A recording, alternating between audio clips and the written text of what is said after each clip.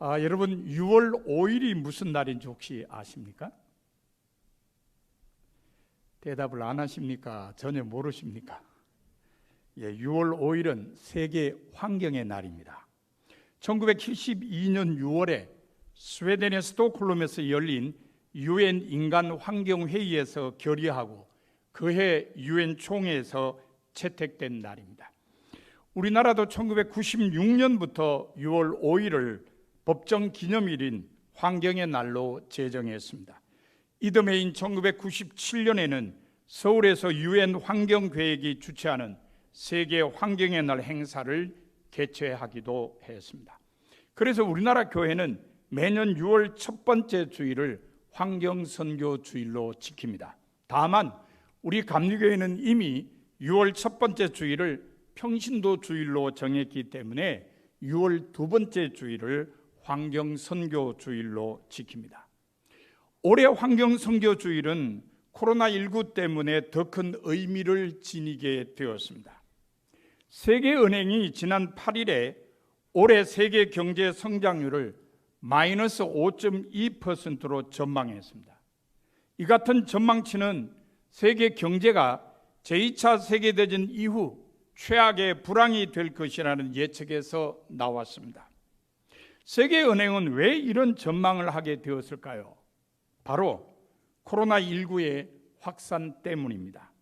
코로나19의 확산이 세계 경제를 불황 속으로 몰고 간다는 것입니다. 지난 6월 9일자 통계에 의하면 전 세계 코로나19 확진자는 719만 9,943명입니다. 사망자는 40만 8,703명입니다. 치사율은 5.6%입니다. 문제는 아직 끝이 보이지 않는다는 것입니다. 다소 완화되는 것 같지만 언제 다시 확산될지 염려스러운 상황이 계속되고 있습니다. 그러면 전 세계 경제를 불황 속으로 몰고 가는 코로나19의 원인은 무엇일까요? 조천호 전 국립기상과학원장은 말하기를 코로나19의 출현과 세계적인 확산은 자본주의와 산업화 일변도인 현대 문명에 대한 자연의 반격이다라고 했습니다. 코로나19와 같은 신종 인수 공통 감염병은 생태계를 파괴한 인류 문명의 그늘이라는 것입니다. 세계적인 경제 전문가 제르미 리프킨 박사도 코로나19의 주요 원인이 무엇이냐는 질문에 대해 기후변화라고 대답했습니다. 기후변화로 인해 생긴 모든 결과가 코로나19의 세계적 확산을 만들었다는 것입니다. 리프킨 박사는 기후변화의 원인을 두 가지로 지적했습니다. 첫째는 물순환 교란으로 인한 생태계 붕괴입니다. 리프킨 박사는 이렇게 설명합니다. 지구는 물로 가득 찬 행성입니다. 그런데 지구 온난화로 인해 지구의 물순환이 바뀌고 있습니다.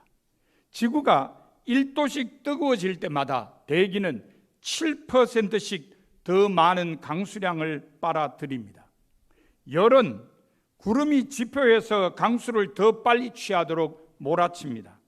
그래서 통제가 어려운 물난리를 겪는가 하면 가뭄과 산불도 일어납니다. 생태계가 변화하는 물순환을 따라잡지 못하고 붕괴하고 있다는 것입니다.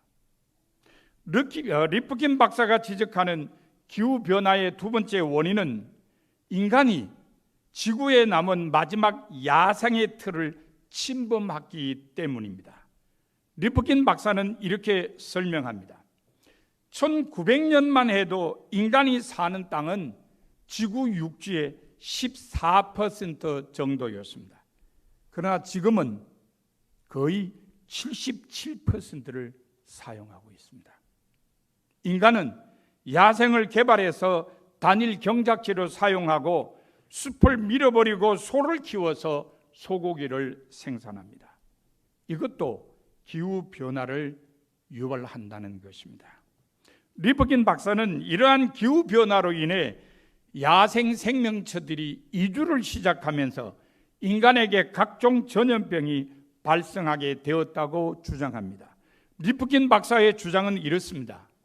인간이 재난을 피해 이주하듯이 동물뿐만 아니라 식물, 그리고 바이러스까지 기후 재난을 피해서 탈출하고 있습니다. 바이러스 같은 경우에는 서식지가 파괴되었기 때문에 동물의 몸에 올라타서 이동하여 인간 곁으로 온 것입니다. 최근 몇 년 동안에 에볼라, 사스, 메르스, 지카와 같은 전염병 확산이 발생한 이유입니다. 기후변화로 인해 야생동물이 바이러스의 중간 매개체가 된 것입니다. 이화여대 에코과학부 석좌 교수인 최재천 박사도 리프킨 박사와 비슷한 지적을 했습니다. 최재천 박사는 사스와 메르스에 이어서 코로나19가 박쥐에게서 유래된 세 번째 전염병인데 인간이 박쥐를 잘못 건드려서 발생했다고 주장합니다.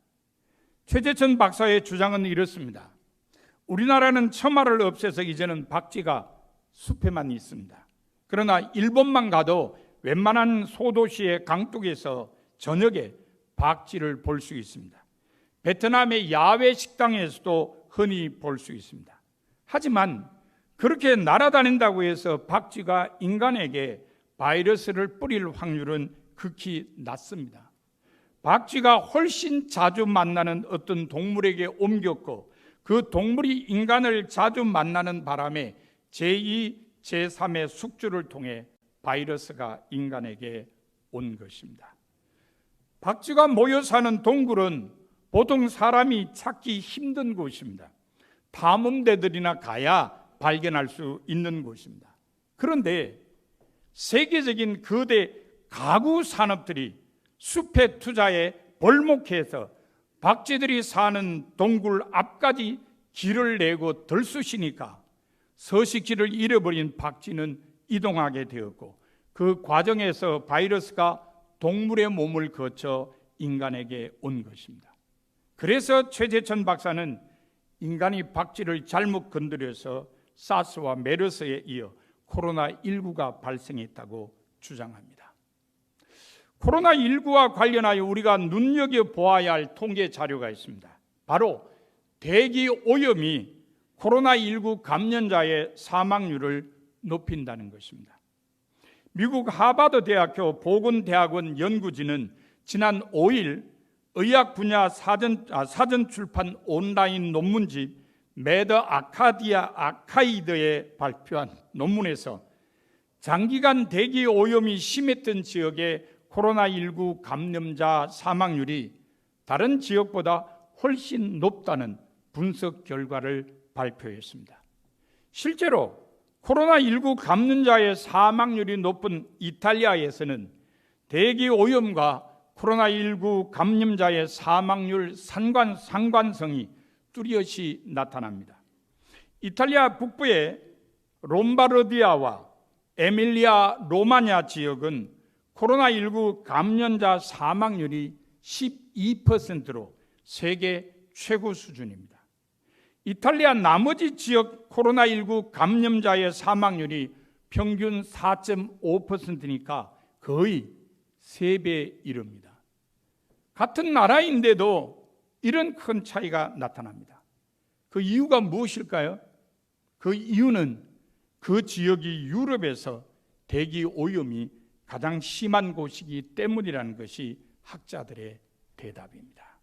대기 오염이 코로나19 감염자의 사망률을 높인다는 것을 잘 보여주는 예인 것입니다. 이처럼 코로나19는 지구 생태계 파괴로 인한 기후변화와 밀접한 연관이 있습니다. 그러므로 코로나19와 같은 전염병이 발생하지 않도록 하기 위해서는 지구 생태계를 보존하는 일에 더 많은 관심을 기울여야 합니다. 그리스도인들은 코로나19와 같은 전염병과 상관없이 지구 생태계를 보존하는 일에 앞장서야 합니다. 성서가 그렇게 가르치기 때문입니다. 그러면 성서는 어떤 내용으로 그리스도인들에게 지구 생태계 보존을 가르칠까요? 첫 번째 내용은 하나님께서 천지를 창조하셨다는 것입니다. 기독교의 신조인 사도신경은 그 첫머리에 전능하사 천지를 만드신 하나님 아버지를 내가 믿사오며라고 기술함으로써 천지를 지으신 창조주 하나님에 대한 신앙을 고백하고 있습니다. 이 신앙 고백은 성서에서 왔습니다. 성서의 첫 번째 구절인 창세기 1장 1절은 태초에 하나님이 천지를 창조하시니라고 선언했습니다. 그리고 세 장에 걸쳐 하나님께서 천지를 지으신 대목을 기록했습니다. 그래서 모든 하나님의 백성은 천지를 지으신 창조주 하나님께 대한 신앙이 하나님에 관해서 가져야 할 가장 기본적인 신앙이라는 생각을 갖게 되었습니다. 시편 저자들의 고백이 그것을 잘 나타냅니다. 8편 3절에 보면 시인은 주의 손가락으로 만드신 주의 하늘과 주께서 베풀어 두신 달과 별들을 내가 보으니라고 고백했습니다. 19편 1절에서도 시인은 하늘이 하나님의 영광을 선포하고 궁창이 그의 손으로 하신 일을 나타내는도다라고 고백함으로써 하나님께서 천지를 창조하셨음을 선언했습니다. 104편을 쓴 시인은 좀 더 적극적으로 하나님의 창조 사역을 고백했습니다. 시인은 하나님께서 천지를 창조하셨을 뿐만 아니라 자연 속에서 활동하신다는 것을 사실적으로 묘사했습니다. 이처럼 창조시라고 불리는 시편 8편과 19편 그리고 104편은 하나님께서 우주 만물을 창조하시고 보존하심을 잘 묘사했습니다. 하나님께서 우주 만물을 창조하셨다면 하나님의 백성은 당연히 하나님께서 창조하신 우주 만물을 잘 보존해야 할 것입니다. 그러므로 모든 그리스도인은 지구 생태계 보존에 앞장서야 합니다. 그것이 성서의 가르침입니다. 그리스도인들에게 지구 생태계 보존을 가르치는 성서의 두 번째 내용은 하나님께서 피조물의 돌봄을 인간에게 명령하셨다는 것입니다. 창세기 1장은 하나님께서 자연과 인간을 창조하셨다는 창조신앙을 힘차게 고백하고 있습니다. 그 가운데에는 인간이 하나님께로부터 중요한 사명을 부여받았다는 것이 포함되어 있습니다. 인간이 받은 사명은 26절과 28절에 잘 나타나 있습니다. 26절에 보면 이렇게 기록되어 있습니다. 하나님이 이르시되 우리의 형상을 따라 우리의 모양대로 우리가 사람을 만들고 그들로 바다의 물고기와 하늘의 새와 가축과 온 땅과 땅에 기는 모든 것을 다스리게 하자 하시고 28절에도 보면 이렇게 기록되어 있습니다.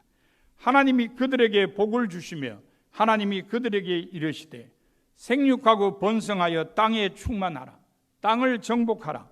바다의 물고기와 하늘의 새와 땅에 움직이는 모든 생물을 다스리라 하시니라. 28절도 26절과 비슷한 내용임을 알 수 있습니다. 두 구절에 나타난 인간의 사명은 땅과 그 위에 사는 모든 생물을 다스리는 것입니다. 그런데 다스리다라고 번역된 히브리 말은 라다입니다. 우리가 주의해야 할 것은 이 단어는 짓밟고 들어가는 정복의 개념이 아닌 위임 통치의 개념을 지니고 있다는 것입니다. 그러므로 다스린다고 하는 것은 억압하고 파괴하는 것을 의미하지 않고 위임해 주신 하나님의 뜻을 따라 통치하는 것을 의미합니다. 그러면 땅과 모든 생물을 인간에게 위임해 주신 하나님의 뜻은 무엇일까요? 그것은 공존입니다. 하나님께서 원하시는 것은 모든 만물이 평화롭게 공존하는 세계입니다. 이 점은 이사야 11장 6절에서 9절에 분명히 나타나 있습니다. 이렇게 기록되어 있습니다. 그때에 이리가 어린 양과 함께 살며 표범이 어린 염소와 함께 누우며 송아지와 어린 사자와 살찐 짐승이 함께 있어 어린아이에게 끌리며 암소와 곰이 함께 먹으며 그것들의 새끼가 함께 엎드리며 사자가 소처럼 풀을 먹을 것이며 젖먹는 아이가 독사의 구멍에서 장난하며 젖된 어린아이가 독사의 굴에 손을 넣을 것이라. 나의 거룩한 산 모든 곳에서 해됨도 없고 상함도 없을 것이니 이는 물이 바다를 덮음같이 여호와를 아는 지식이 세상에 충만할 것임이니라. 이 구절은 메시아 시대가 오면 인간에게뿐만 아니라 모든 덜짐승에게조차도 평화가 주어지는 공존의 세계가 된다는 예언입니다. 메시아 시대란 하나님께서 원하시는 이상적인 세계입니다. 그렇다면 하나님께서 원하시는 세계는 모든 만물이 평화롭게 공존하는 세계입니다. 하나님의 백성은 당연히 이러한 하나님의 뜻을 따라 자연을 돌보아야 합니다. 그러므로 모든 그리스도인은 지구 생태계의 보존에 앞장서야 합니다. 그것이 성서의 가르침입니다. 그리스도인들에게 지구 생태계 보존을 가르치는 성서의 세 번째 내용은 피조물이 하나님의 아들들이 나타나기를 기다린다는 것입니다. 로마서 1장 20절에 보면 사도 바울은 말하기를 창세로부터 그의 보이지 아니하는 것들 곧 그의 영원하신 능력과 신성이 그가 만드신 만물에 분명히 보여 알려졌나니라고 했습니다. 하나님께서 자신의 능력과 신성을 자신이 만드신 우주 만물을 통해 보여주고자 하셨다는 설명입니다. 그렇다면 하나님께서 창조하신 모든 피조물은 하나님의 영광을 드러내고 찬양해야 마땅합니다. 그런데 하나님의 영광을 드러내고 찬양해야 할 피조물이 지금 신음하고 있습니다. 그 이유는 죄인인 인간 때문입니다. 하나님의 자녀로 지음받은 인간이 그 본래 자리에서 타락함으로써 모든 피조물이 인간과 더불어 죽음의 운명에 빠졌습니다. 그래서 인간이 죄 가운데서 고난받는 동안 피조물도 함께 아파하는 것입니다. 이것을 바울은 본문 22절에서 표현하기를 피조물이 다 이제까지 함께 탄식하며 함께 고통을 겪고 있는 것을 우리가 아느니라고 했습니다.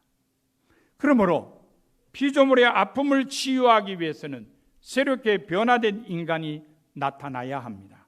오늘 본문은 바로 그것을 강조하고 있습니다.